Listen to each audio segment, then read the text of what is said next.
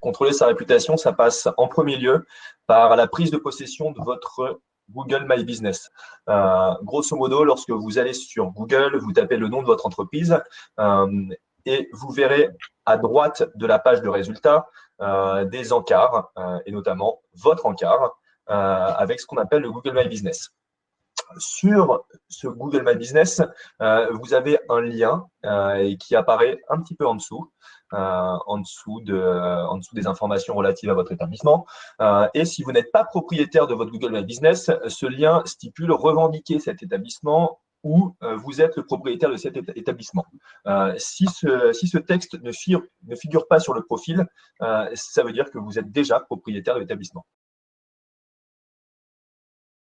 Google a un deuxième outil qui va vous permettre d'être alerté à chaque fois qu'un internaute va mentionner le nom de votre entreprise quelque part sur Internet. C'est ce qu'on appelle les alertes Google et c'est un super outil qui vous permet en fait d'être certain de ne passer à côté d'aucune mention sur votre entreprise. Outil que vous pouvez également utiliser pour faire de la veille concurrentielle si vous le voulez. C'est libre de droit. Et là, vous allez créer une alerte et Google va vous envoyer un email dès qu'un résultat sortira dans les 20 premiers résultats liés à une requête, enfin une recherche qui mentionne le nom de votre entreprise. Mais lorsque vous créez cette alerte, vous avez déjà accès en fait à tout ce qui existe au sujet de votre entreprise, tracé par ordre chronologique. Donc, vous pouvez voir notamment ici, même les avis qui sont laissés sur Facebook à votre égard. Alors, pourquoi est-ce que Facebook est un outil particulièrement puissant sur la gestion de vos avis? Tout simplement car les particuliers vont laisser au même titre que sur Google, directement sur votre profil, des recommandations. La puissance de Facebook, c'est que c'est un réseau social et donc vous allez pouvoir interagir directement avec la personne qui aura laissé votre avis.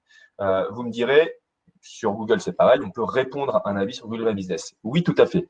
Sauf qu'ici, au moment, notamment sur les avis positifs, de remercier la personne qui laisse un avis, tout le réseau de cette personne-là va voir justement votre réaction à cet avis-là. Donc, profitez-en pour partager les avis positifs à votre égard, remercier les personnes en les taguant. Ça donnera encore plus d'ampleur à la communication autour de vos avis. Vous pouvez avoir jusqu'à 70% de vos clients qui laissent un avis. Maintenant, il faut que vous puissiez utiliser ces avis sur tous vos supports pour en faire une force et vous démarquer face à la concurrence et surtout face à un consommateur qui est de plus en plus méfiant et qui n'arrête pas de comparer. Donc, l'idée, c'est d'utiliser vos clients. On dit souvent que vos clients sont vos meilleurs vendeurs et donc, il faut utiliser ces avis. Vous pouvez utiliser les avis qui sont laissés sur Google, sur le Google My Business. Vous pouvez faire une capture d'écran des avis et les réutiliser derrière. Vous pouvez aussi utiliser les sites de récolte, comme les gens qui laissent des avis sur Page Jaune ou qui laissent des avis sur des sites qui récoltent pour vous, comme nous et le Travaux. Et vous pouvez aussi mettre en avant sur votre site Internet. Deuxièmement, à l'intérieur même de votre point de vente, vous pouvez mettre aussi en avant vos avis.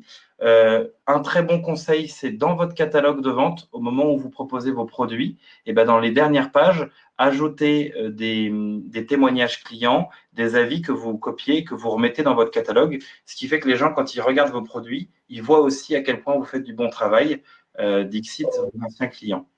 Pourquoi pas aussi intégrer dans l'envoi des devis par mail ou les devis papier des témoignages clients de la même façon, parce que comme ça, au même moment où les gens vous comparent, ils ont de quoi comparer avec des avis. Et puis, en dehors de votre point de vente, pourquoi pas aussi poser un macaron avec vos étoiles sur votre véhicule d'entreprise, imprimer plein d'attestations, plein de témoignages clients que vous mettez sur votre table, sur un salon, par exemple, de l'habitat. Et puis surtout, intégrer à chaque étape de votre discours de vente les avis qui ont été déposés. C'est-à-dire de dire à votre prospect, moi, je n'ai pas peur J'ai pas peur des avis. Je vous invite à aller voir par vous-même sur Internet. Tapez sur Internet avis plus le nom de mon entreprise. Vous verrez qu'il y a beaucoup de gens qui ont laissé des avis et que j'ai une bonne réputation générale. Et si parfois vous tombez sur un avis négatif, vous verrez la réponse que j'y ai apportée.